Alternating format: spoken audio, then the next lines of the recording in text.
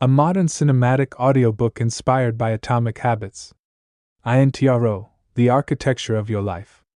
Close your eyes for a moment and imagine this. There's a man standing in front of a mirror. He's been standing there every morning for 30 days. Not to admire himself. Not out of vanity. But because he made a promise. A tiny promise. Just show up. Just look yourself in the eye and say, I am becoming someone new. That man was broke. Stuck. Going nowhere. Today, he runs a company. He's healthy. He's present with his kids. He's alive in a way he never thought possible. What changed? Not his circumstances. Not his luck. Not some magical moment of inspiration. What changed was something so small, most people would laugh at it. He changed one behavior. Then another. Then another. And slowly, invisibly, those behaviors rebuilt his identity. This audiobook is about that invisible force. The force that shapes who you are, what you do, and where you end up. It's about the tiny decisions you make every single day. The ones you don't even notice. The ones that seem meaningless in the moment but compound into something extraordinary over time. We live in a world obsessed with big transformations. Lose 50 pounds. Make $1 million. Become a completely different person by next month. But here's the truth nobody wants to hear. Transformation doesn't happen in dramatic moments. It happens in the boring, repetitive, unsexy decisions you make when nobody's watching. It happens in the 1% improvements. The invisible upgrades. The atomic shifts. And by the end of this journey together, you're going to understand something powerful. You don't need to be a different person to change your life. You just need to be 1% better. Again. And again.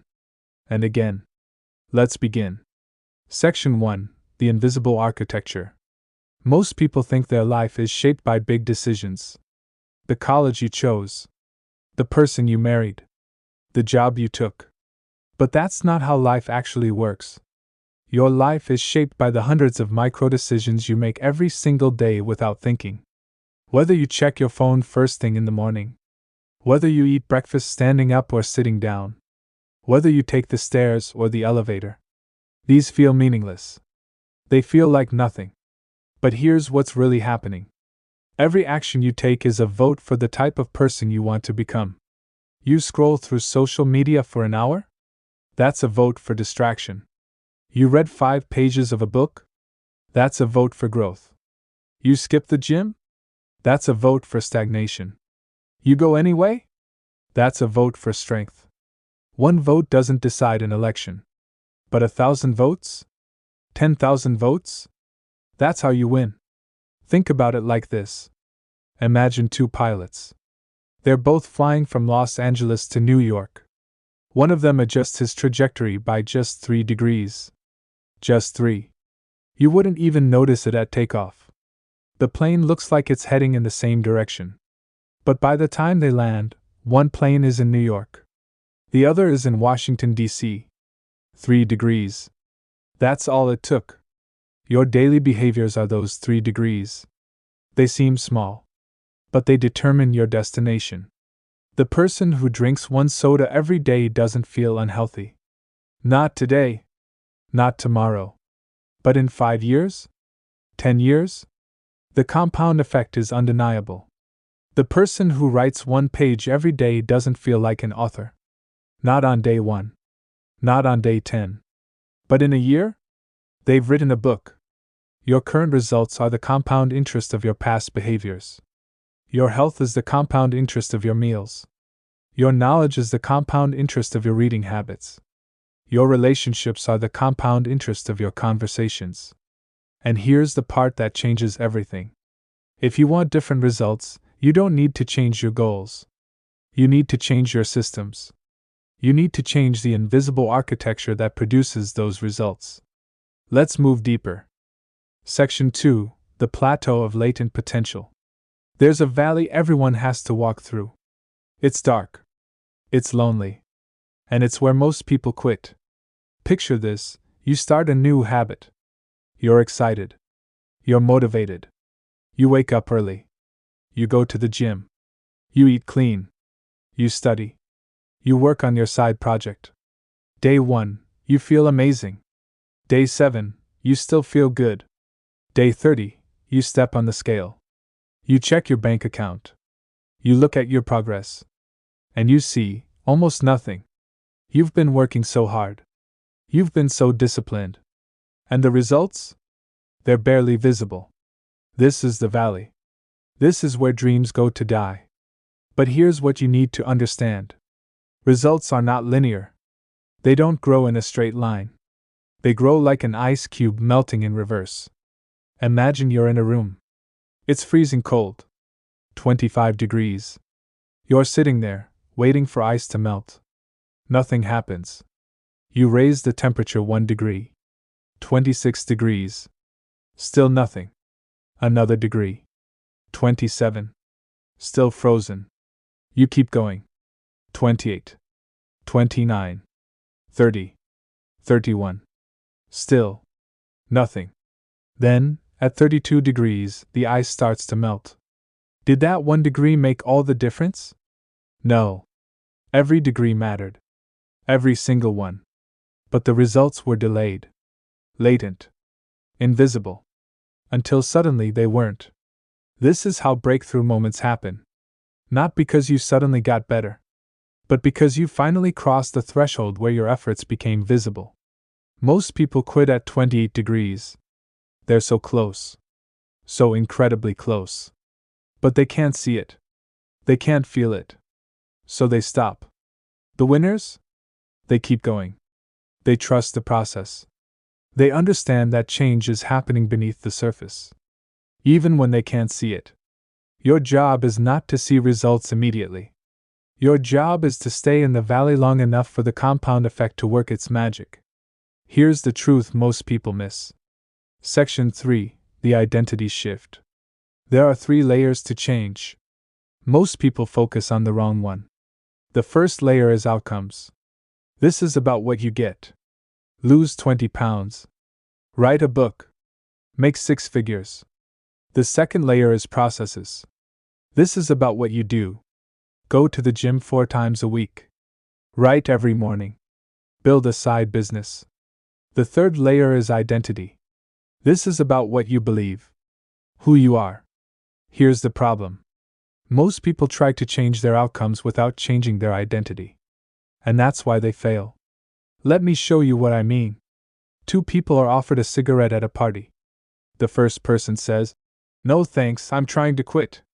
The second person says, "No thanks, I'm not a smoker." Same outcome.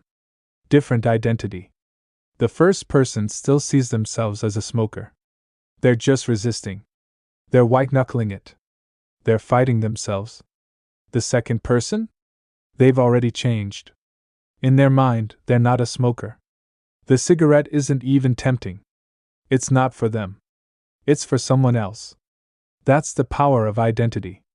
When you change your identity, your behavior follows automatically. You don't have to force it. You don't have to rely on motivation.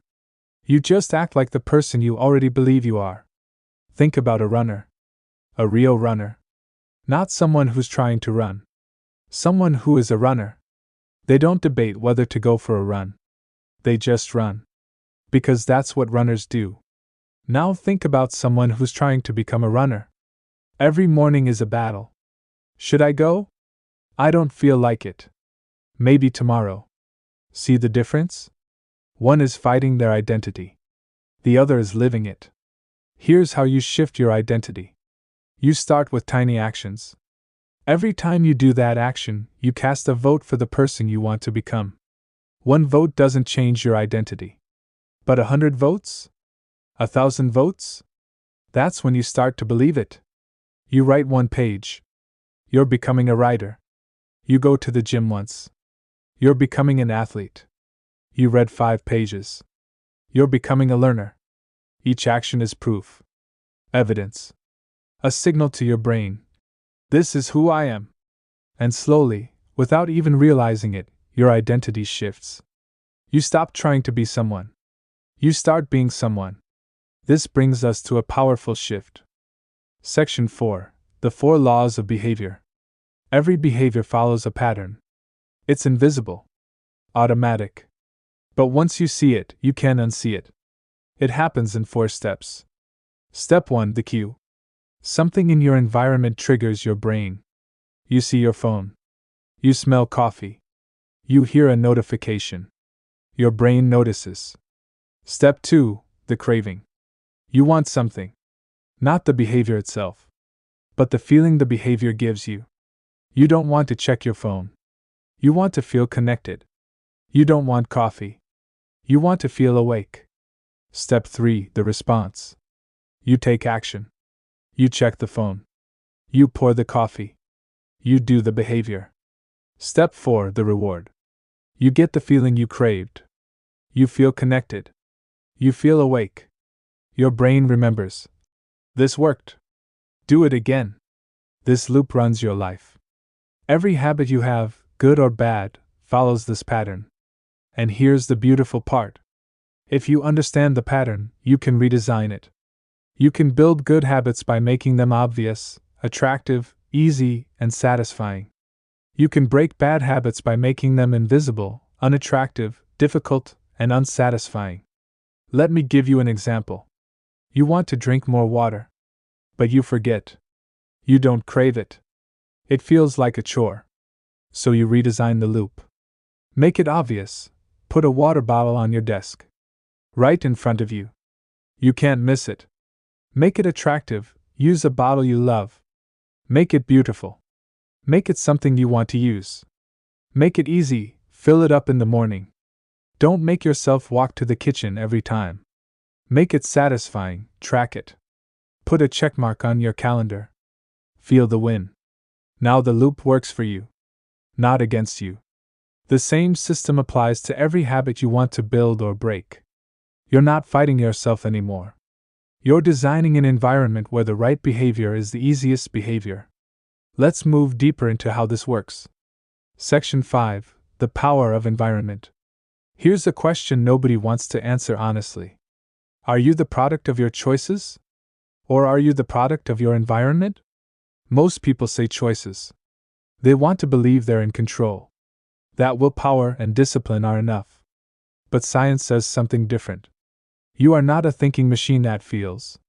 You are a feeling machine that thinks. And your environment shapes your feelings more than you realize. Let me show you. There was a study done on soldiers returning from Vietnam. A huge percentage of them were addicted to heroin while overseas. People were terrified.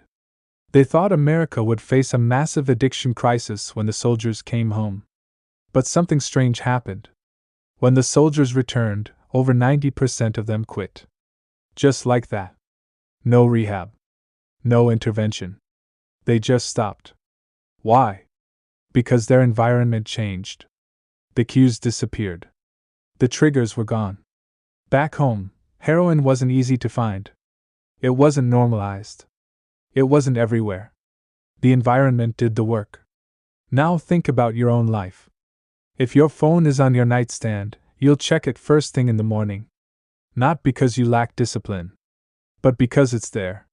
If there's junk food in your pantry, you'll eat it. Not because you're weak, but because it's visible. If your running shoes are buried in the closet, you won't go for a run. Not because you don't care, but because it's too much friction. Your environment is the invisible hand guiding every decision you make. So stop trying to be a better person in a bad environment. Instead, design an environment where the right behavior is automatic. Put your vitamins next to your coffee maker. You'll take them. Put your journal on your pillow. You'll write before bed. Delete social media from your phone. You'll stop scrolling. Make the good behavior obvious. Make the bad behavior invisible. You're not fighting yourself anymore. You're setting yourself up to win. Here's the truth most people miss. Section 6: the 2-minute rule. Most people think big. They set big goals. They plan big changes. They dream big dreams. And then they do nothing. Because big is overwhelming. Big is scary. Big requires motivation. And motivation is unreliable. Here's a better way. Make it so small, it feels stupid not to do it. Read one page. Do one push-up. Write one sentence. Meditate for 1 minute.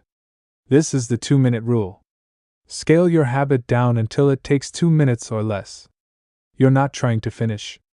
You're trying to start. Because starting is the hardest part. Once you start, momentum takes over. You read 1 page and suddenly you've read 5. You do 1 push-up and suddenly you've done 10. But even if you don't do more, you still win. Because you showed up. You cast a vote for your identity. You prove to yourself, I'm the kind of person who does this. Think about it like this. You don't build a house by staring at the blueprint. You build it by laying 1 brick. Then another. Then another. The 2-minute rule is your first brick. Let me tell you about a writer who couldn't write. He'd sit at his desk every day, staring at a blank page, feeling like a fraud. So he made a rule. He only had to write 1 bad sentence. That's it. 1 sentence. It could be terrible. It didn't matter. Every day, he wrote 1 sentence. And most days, that 1 sentence turned into a paragraph. Then a page. Then a chapter. But even on the days it didn't, he still won. Because he showed up. 2 years later, he finished his book. Not because he was disciplined. Not because he was motivated. But because he made it so easy, he couldn't say no. That's the secret. You're not trying to be perfect. You're trying to be consistent. And consistency beats intensity every single time. This brings us to a powerful shift. Section 7, the Goldilocks Zone. There's a sweet spot where growth happens. Not too easy. Not too hard. Just right. Psychologists call it the Goldilocks Zone. It's the space where you're challenged just enough to stay engaged, but not so much that you give up. Think about a video game. If it's too easy, you're bored. If it's too hard, you're frustrated. But when it's just right? When you're barely winning? That's when you can't put it down. That's flow.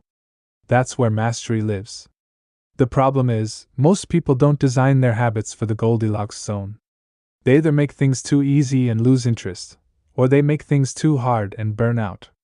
Here's how to stay in the zone. You need to follow the 4% rule.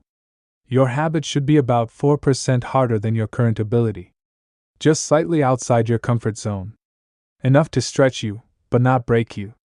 If you're running a mile, aim for 1.04 miles. If you're reading 10 pages, aim for 11. If you're saving $10, aim for $10.40. Tiny stretch. Big impact. Because growth doesn't happen when you're comfortable. And it doesn't happen when you're overwhelmed. It happens when you're right on the edge. Let me tell you about a musician. She'd been playing guitar for years. She was good. But she'd hit a plateau. Nothing was improving. Then she changed one thing. Instead of practicing songs she already knew, she learned one new technique every week. Just one. Not a whole song. Not a whole album. Just one small thing she couldn't do before. 6 months later, she was unrecognizable. Not because she practiced more, but because she practiced smarter. She stayed in the Goldilocks zone. Your job is to find that edge. To push yourself just enough. And then, when that becomes easy, push a little more. Never settle. Never plateau. Always stretch. Let's move deeper. Section 8. The danger of hidden costs. Every habit has a price. Most people don't see it. They only see the reward. You eat fast food. It's cheap, fast, convenient. But the price? Your health. Your energy. Your future self. You scroll social media. It's entertaining, easy, addictive. But the price? Your time. Your focus. Your creativity. You hit snooze. It's comfortable, tempting, effortless. But the price? Your morning. Your momentum. Your self-respect. The problem is, the price is hidden. It's delayed. You don't pay it today. You pay it months or years from now when the compound effect catches up. And by then, it feels too late. Here's what you need to understand. Every action has immediate outcomes and delayed outcomes. Good habits have immediate costs and delayed rewards. Bad habits have immediate rewards and delayed costs. That's why bad habits feel so good. That's why good habits feel so hard. You're not wired to think long term. Your brain is designed for survival, for immediate gratification, for avoiding pain and seeking pleasure right now. But the life you want? That's built on delayed gratification, on paying the price up front, on choosing the hard thing now for the better thing later. So here's how you win. You make the hidden costs visible. You bring the future into the present. You don't just think about the donut. You think about how you'll feel an hour later. Sluggish. Guilty. Regretful. You don't just think about skipping the gym. You think about who you'll become if you skip it 100 times. Weak. Unhealthy. Disappointed in yourself. You don't just think about the scroll. You think about the hours you'll lose. The book you won't write. The dream you won't chase. Make the invisible visible. Make the future real. Because the life you want is on the other side of short-term discomfort. Here's the truth most people miss. Section 9. The power of tracking. What gets measured gets managed. You've heard that before.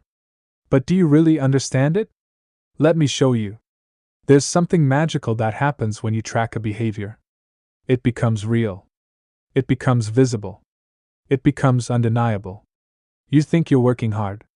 But when you track your hours, you realize you're only working 4 hours a day. You think you're eating healthy. But when you track your meals, you realize you're snacking constantly. You think you're saving money. But when you track your spending, you realize it's disappearing on things you don't even remember buying. Tracking doesn't lie.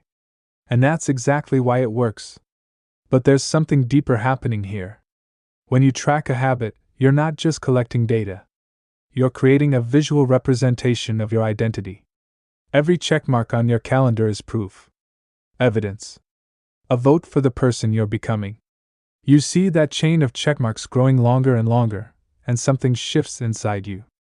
You don't want to break the chain. You don't want to let yourself down.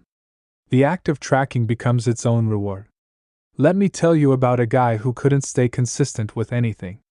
He'd start strong, then fade. Start again, then quit. Over and over. Then he bought a calendar. A big one. And he made one rule. Every day he worked out, he put a red X on that day. That's it. Nothing fancy. Just a red X. The first week, he had 7 X's. It felt good. The second week, 14. He didn't want to break the streak. By the end of the month, he had 30 X's staring back at him. He wasn't just working out anymore. He was building proof. He was becoming someone who doesn't quit. 2 years later, he hasn't missed a week. Not because he's motivated, but because he's got 2 years of proof hanging on his wall. That's the power of tracking. It makes the invisible visible. It turns effort into evidence. It transforms behavior into identity. Here's how to use it. Pick one habit. Just one. Track it every single day. Don't overcomplicate it. Just mark it. Check it. Record it.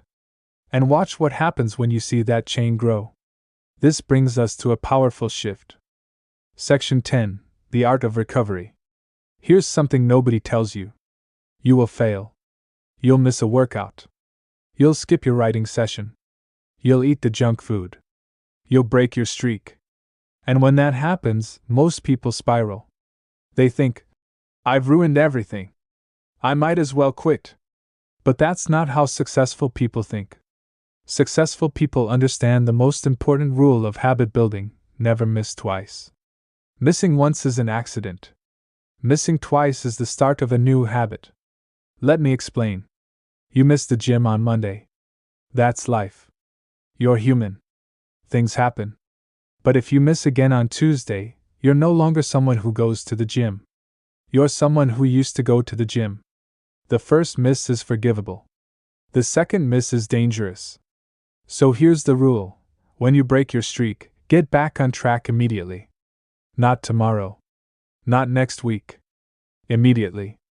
do something small. Even if it's just 2 minutes. Even if it's just a shadow of what you normally do. Do something. Because you're not trying to be perfect. You're trying to prove to yourself that you're still that person. That you haven't quit. That you're just recovering. Think about it like this. Elite athletes get injured. But they don't stop being athletes. They recover. They rest. They heal. And then they come back stronger. You need to treat your habits the same way. If you break your streak, don't punish yourself. Don't spiral into guilt. Just recover. Just get back on track. Just prove to yourself that this was a blip, not a breakdown. Let me tell you about a woman who lost 80 pounds. People asked her, "How did you do it? What's your secret?" She said, "I never let a bad meal turn into a bad week." That was it. That was the whole secret. She didn't eat perfectly. She messed up all the time. But every time she did, she recovered immediately. She didn't wait for Monday. She didn't wait for motivation. She just got back on track. And over time, those recoveries added up to a transformation. Your job is not to be perfect. Your job is to recover quickly. Because the difference between who you are and who you want to be is just how fast you bounce back. Let's move deeper. Section 11, The Power of Environment Design, Part 2. You've already learned that environment shapes behavior. But there's a deeper layer most people miss. Your environment doesn't just make behaviors easier or harder. It changes what feels normal. Let me show you what I mean. If you grow up in a house where everyone reads, reading feels normal. If you grow up in a house where everyone watches TV, TV feels normal. You don't question it. You don't resist it. It's just what people do.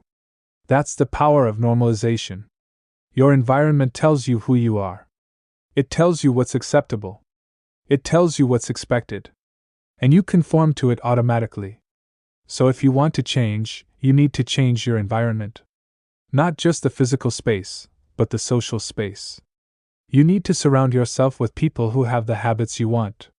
If you want to be a writer, hang out with writers. If you want to be healthy, hang out with healthy people. If you want to be ambitious, hang out with ambitious people. Not because they'll teach you, but because being around them makes your desired behavior feel normal. When everyone around you is doing the thing you want to do, you stop questioning it. You stop resisting it. You just do it. Because that's what people like you do. Let me tell you about a guy who wanted to quit drinking. He tried everything. Willpower. Motivation. Apps. Nothing worked. Then he joined a running club. Not to quit drinking. Just to run. But the people in the club didn't drink.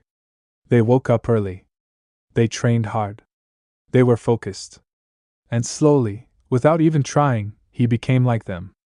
Because that's what runners do. 6 months later, he hadn't touched alcohol. Not because he was fighting the urge, but because he'd become someone else. That's the power of your social environment. You become the average of the people you spend time with. So choose your environment carefully. Choose your friends carefully. Choose your influences carefully. Because your environment is not neutral. It's either lifting you up or pulling you down. Here's the truth most people miss. Section 12, The Myth of Motivation. Let me destroy a myth right now. You do not need motivation to build good habits. In fact, relying on motivation is the worst strategy possible. Because motivation is fickle. It's emotional. It's unreliable. Some days you have it. Most days you don't. Motivation is what gets you started. Systems are what keep you going. Think about it. You don't brush your teeth because you're motivated. You brush your teeth because it's automatic. It's part of your routine. It's just what you do. That's the goal. To make your habits so automatic, you don't need to think about them. Here's how you do it. You stack them. You attach your new habit to an existing habit. After I pour my coffee, I'll write 1 sentence. After I brush my teeth, I'll do 10 push-ups. After I get home from work, I'll put on my running shoes. This is called habit stacking. And it works because your brain already knows the first habit. It's automatic. So the second habit gets pulled along with it. You're not relying on motivation anymore. You're relying on momentum. Let me tell you about a teacher who wanted to start meditating. But every day, she'd forget. She'd get busy. She'd tell herself she'd do it later. Then she made one change. After I sit down at my desk in the morning, I'll close my eyes for 60 seconds. That's it. She didn't try to meditate for 20 minutes. She didn't wait for the perfect time. She just stacked it onto something she already did. 1 year later, she's meditating every single day. Not because she's motivated, but because it's automatic. Your job is to stop chasing motivation and start building systems. Make your habits so easy, so automatic, so integrated into your life, that you don't need to think about them. Because the people who succeed aren't the ones who feel like doing it. They're the ones who do it anyway. This brings us to a powerful shift. Section 13. The Plateau of Mastery. Here's something nobody warns you about. Even when your habits are working, even when you're consistent, even when you're making progress, you'll hit another plateau. It's called the Plateau of Mastery. In the beginning, progress is obvious. You're learning fast. You're improving quickly. Every week feels like a breakthrough. But eventually you get good. And when you get good, progress slows down. You go from beginner gains to expert refinement. And expert refinement is invisible. You're working just as hard. Maybe harder. But the results? They're tiny. They're subtle. They're easy to miss. This is where most people stop. They think, I've plateaued. I'm not getting better. Why keep going? But here's what they don't understand. The plateau is where mastery happens. The plateau is where you separate yourself from everyone else. The plateau is where you become elite. Because most people quit at the plateau. Most people need to see results to stay motivated. Most people can't do the work when it feels invisible. But you're not most people. You understand that the plateau is not a stopping point. It's a refining point. You're not stuck. You're building depth. You're building expertise. You're building resilience. Let me tell you about a musician. He'd been playing for 10 years. He was great. People loved him. But inside, he felt stuck. He wasn't improving anymore. Then his teacher told him something that changed everything. You're not stuck. You're refining. You're 1% better than you were last year. You just can't see it yet. So he kept going. He kept practicing. He kept showing up. And one day, 5 years later, he played a solo that brought people to tears. Not because he learned something new, but because he'd refined everything he already knew to a level most people never reach. That's the plateau of mastery. You don't quit when progress slows down. You lean in. You trust the process. You keep going. Because the people who win aren't the ones who start strong. They're the ones who finish. Let's move deeper. Section 14. The Cost of Good Habits. Here's a truth you need to accept. Good habits are not free. They cost you something. They cost you comfort. They cost you convenience. They cost you the life you're currently living. And if you're not willing to pay that cost, you won't change. Let me be blunt. You can't build a great body without sacrificing junk food and lazy mornings. You can't build a successful business without sacrificing Netflix and weekends. You can't build deep relationships without sacrificing surface-level friendships and alone time. Everything has a price. And the question is not whether you want the outcome. The question is whether you're willing to pay the price. Most people aren't.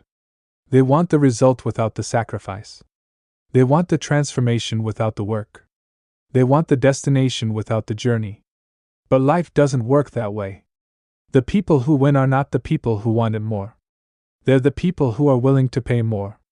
They're willing to wake up early when it's dark and cold.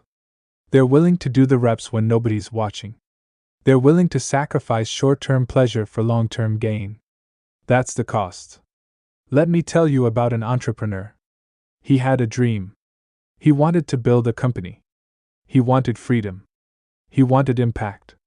But he also loved sleeping in. He loved going out with friends. He loved relaxing on weekends. For 2 years, he tried to have both. He tried to build a business while keeping his old lifestyle. And for 2 years, nothing happened. Then he made a choice. He decided the dream was worth more than the comfort. He woke up at 5. He worked weekends. He said no to parties. He paid the price. 3 years later, he sold his company for 8 figures. Not because he was smarter. Not because he was luckier. But because he was willing to pay the price nobody else would pay. Here's the question you need to ask yourself. What are you willing to sacrifice? What are you willing to give up? What price are you willing to pay? Because until you answer that question honestly, you're not ready to change. This brings us to a powerful shift. Section 15, the identity-based system. Let me tie everything together. You now understand that habits compound. That environment shapes behavior. That tracking creates accountability. That recovery is essential. That motivation is overrated. But none of it works unless you change one thing: your identity. Because at the end of the day, your habits are not about what you do. They're about who you are. If you see yourself as someone who struggles with discipline, you'll struggle. If you see yourself as someone who's not a morning person, you'll hit snooze. If you see yourself as someone who's not athletic, you'll skip the gym. Your identity is the lens through which you see every decision. And that lens determines your behavior. So the goal is not to build habits. The goal is to become the type of person who naturally does those things. You don't want to read every day. You want to become a reader. You don't want to exercise every day. You want to become an athlete. You don't want to be productive. You want to become the type of person who gets things done. See the difference? When your identity changes, your behavior follows automatically. So here's how you do it. You start with small wins. Every time you do the behavior, you reinforce the identity. Every workout is proof you're an athlete. Every page is proof you're a reader. Every saved dollar is proof you're financially responsible. And slowly, vote by vote, action by action, your identity shifts. You stop trying to be someone. You start being someone. Let me tell you about a man who transformed his entire life. He was broke, out of shape, depressed. He had no direction. But he made one decision. He decided to become the type of person who keeps promises to himself. So he made one tiny promise. Every morning I'll make my bed. He did it.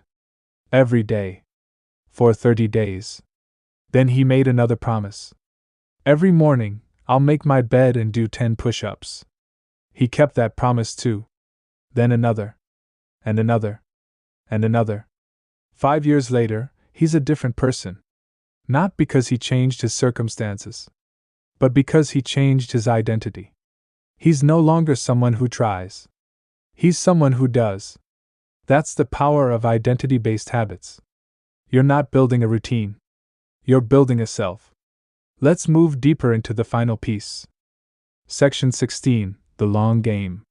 Most people are playing the wrong game. They're playing the short game. The quick fix. The instant result. They want to lose weight in 30 days. Build a business in 6 months. Transform their life in a year. But the people who actually win, they're playing a different game entirely. They're playing the long game. The infinite game. The game where the goal is not to finish, but to keep playing. Because here's the truth.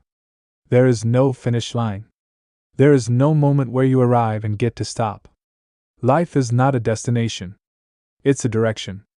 You don't build habits to achieve a goal. You build habits to become the type of person who lives that way forever.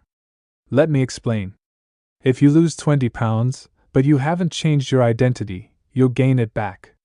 Because you're still the same person. You just force yourself to act differently for a while. But if you become the type of person who values health, who enjoys movement, who chooses nourishing food, you'll never need to lose weight again. Because you're living differently. That's the long game. You're not trying to win once. You're trying to keep winning. You're not trying to reach a destination. You're trying to build a lifestyle. And the beautiful part? When you play the long game, the short game takes care of itself. You don't worry about losing 20 pounds. You just live like a healthy person. And the weight falls off. You don't worry about making $1 million. You just live like someone who creates value. And the money follows. You don't worry about being successful. You just live like someone who shows up every day. And success becomes inevitable. That's the shift. Stop chasing outcomes. Start building systems. Stop thinking in sprints. Start thinking in decades. Because the people who win are not the fastest. They're the ones who never stop running. Let me tell you about a writer. He wasn't talented. He wasn't connected. He wasn't lucky. But he had one advantage. He was willing to play the long game. He wrote every single day. Not for fame. Not for money. Not for applause. Just because that's what writers do. 10 years later, he'd written a dozen books. Some sold well. Most didn't. But he didn't care. He wasn't playing for outcomes. He was playing to play. 20 years later, he's a household name. Not because he got lucky. But because he never stopped. That's the long game. You don't need to be the best. You just need to keep going. This brings us to the final truth. Section 17. The compound effect of identity. Here's the ultimate realization. You are the compound interest of your daily actions. Every decision you make is an investment. Either in the person you want to become, or in the person you're trying to leave behind. Every workout is an investment in your future health. Every book is an investment in your future wisdom. Every conversation is an investment in your future relationships. Every dollar saved is an investment in your future freedom. And here's the magic. You don't need to see the return today. You just need to trust that it's compounding. Because in 10 years, the person you've become will be the sum of the tiny decisions you made every single day. And those tiny decisions? They're either building you up or breaking you down. There's no neutral. There's no standing still. You're either moving forward or sliding backward. So the question is simple. Who do you want to be in 10 years? And what are you doing today to become that person? Not tomorrow. Not next week. Not when you feel motivated. Today. Right now. Because the person you're becoming is not determined by your big decisions. It's determined by the small ones. The invisible ones. The atomic ones. The decision to wake up early. The decision to skip the donut. The decision to write one sentence. The decision to keep your promise to yourself. Those are the decisions that matter. Those are the decisions that compound. And over time, those decisions become your identity. And your identity becomes your destiny. Let me leave you with one final story. There was a man who wanted to change his life. He tried everything. Goals. Plans. Motivation. Nothing stuck. Then he realized something. He didn't need a better plan. He needed a better identity. So he stopped trying to achieve things. He started trying to become someone. Every day, he asked himself one question. What would the person I want to be do right now? And then he did that thing.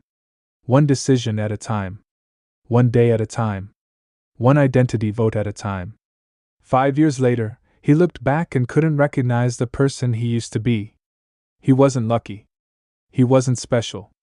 He just compounded. And so can you. Ending, the person you're becoming. So here we are. You've walked through the valley. You've learned the systems. You've seen the truth. And now, the only question that matters is this. Who are you becoming? Not who you want to be. Not who you think you should be. But who are you becoming right now, today, based on the choices you're making? Because the person you're becoming is already here. They're in the decisions you made this morning. The habits you kept. The promises you honored. They're in the tiny votes you cast for yourself when nobody was watching. And if you don't like who you're becoming, you can change it. Right now. Today. Not with a big decision. Not with a dramatic transformation. But with one small choice. One atomic habit. One vote for the person you want to be, and then another, and another, and another. Until one day, you look in the mirror and realize that person you were trying to become? They'd been here all along. You just had to prove it to yourself. Vote by vote. Day by day. 1% at a time. Welcome to the rest of your life. Now go become who you already are.